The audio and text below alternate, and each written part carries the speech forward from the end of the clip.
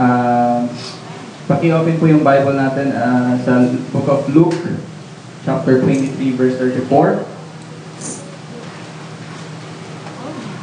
Okay, mabasahin ko po. It says, "Father, forgive them, for they don't know what they're doing." So yun po yung first word na binanggit po ni Jesus Christ before po siya namatay po sa cross. So, para po sa akin, no,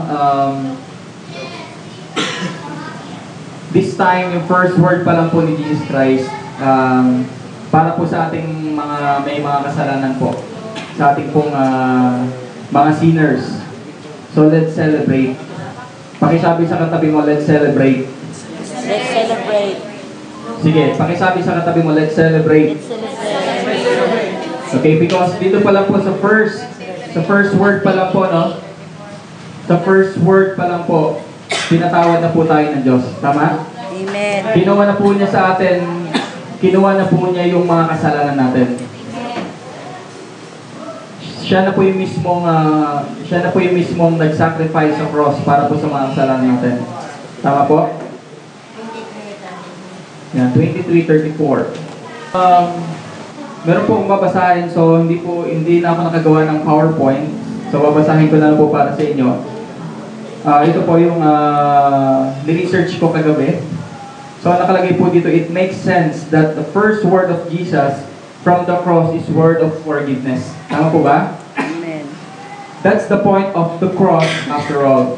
Jesus is dying so that we might be forgiven for our sins, so that we might be reconciled God for eternity. But the forgiveness of God through Christ doesn't come only to those who don't know what they're doing when they sin. In the mercy of God, we receive His forgiveness, even we don't do what we know to be wrong. God chooses to wipe away for our sins, not because we have some convenient excuse, and not because we have tried hard to make up for them, but because He is God of amazing grace, with mercies that are new every morning. As we read the words, "Father, forgive them," may we understand that we too are forgiven through Christ.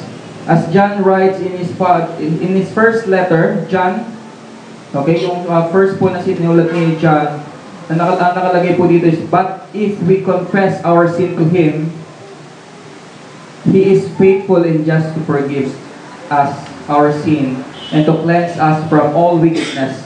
So, yun po yung 1 John chapter 1, verse 9. Yan,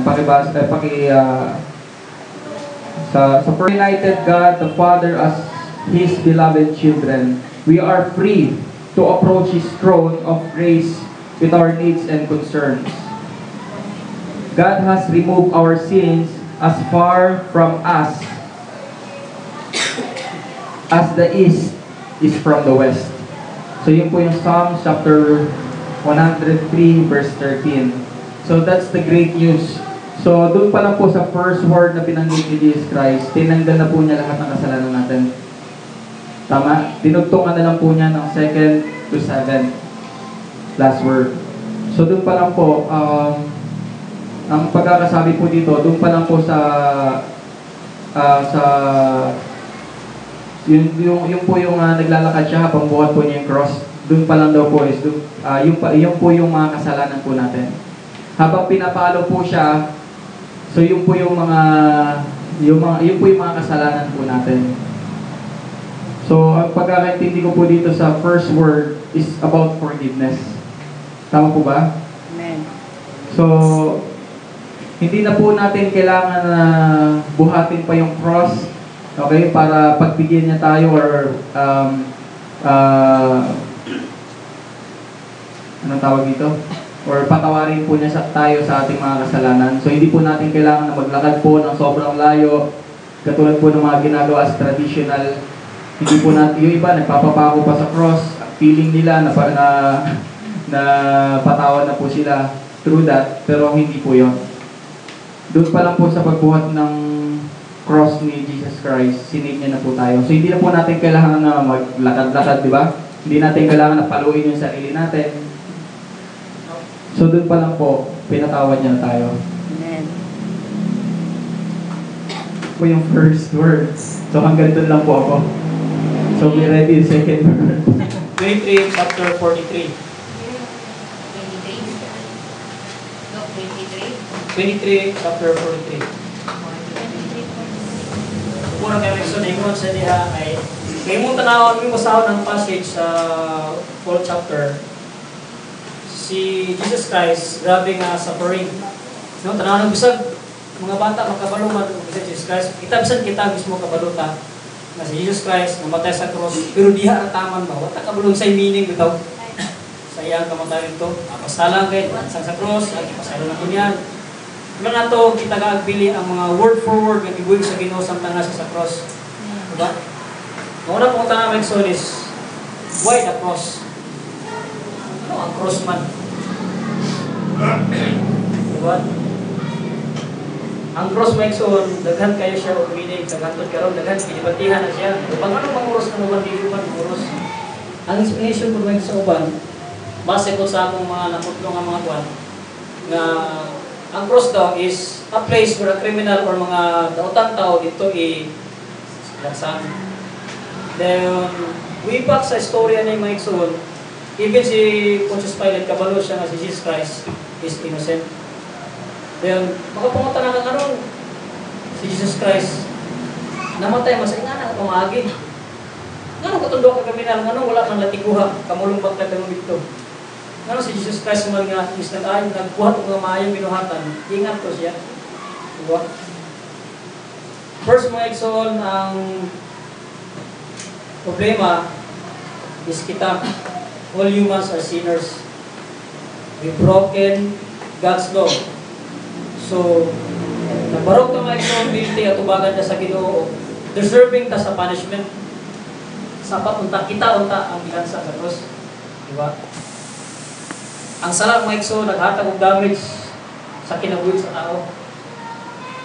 Muna, ningon si Paul, diya sa Corinthians ba to, ningon siya nga, kaya ang tao patay sa sala. So, ang patay nga tao, di kayo makatabang sa pagalingon.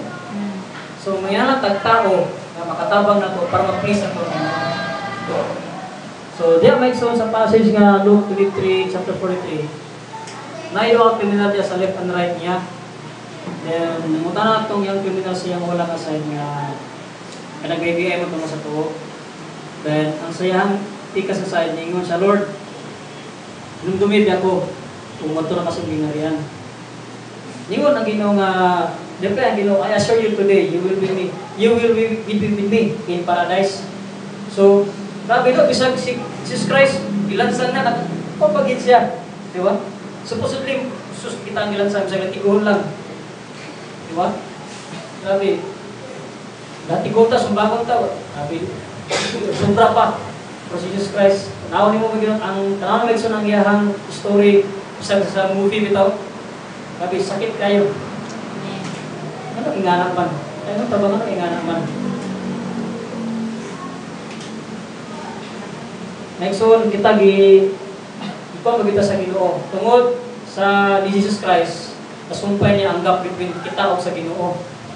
Dili na to siya ma-identify maayo way back 2,000 years ago sa paglansang sa kanang event sa Ginoo. Pero kita kabulong mismo nga through Jesus Christ na connect nga tong life sa Ginoo. Kaya tungod sa itong sala, tagaantag gap. So si Jesus Christ, diba, tanawin mo, sakit kayo, painful kayo ang ibati sa Ginoo. Sakit kasanan, dapat kita untat. Ang kasuko sa Ginoo sa tao kung sa sala, dito na poured out ka Jesus Christ. Instead niya kita. Di ba, mga exon? Tanaw, di mo, grabe ka, ba? So, ato yung duwan mga exon, si Jesus Christ, isa na namatay. Amen. You don't need to portray na maglatigo-latigo pa ka. Swerte kayo ka.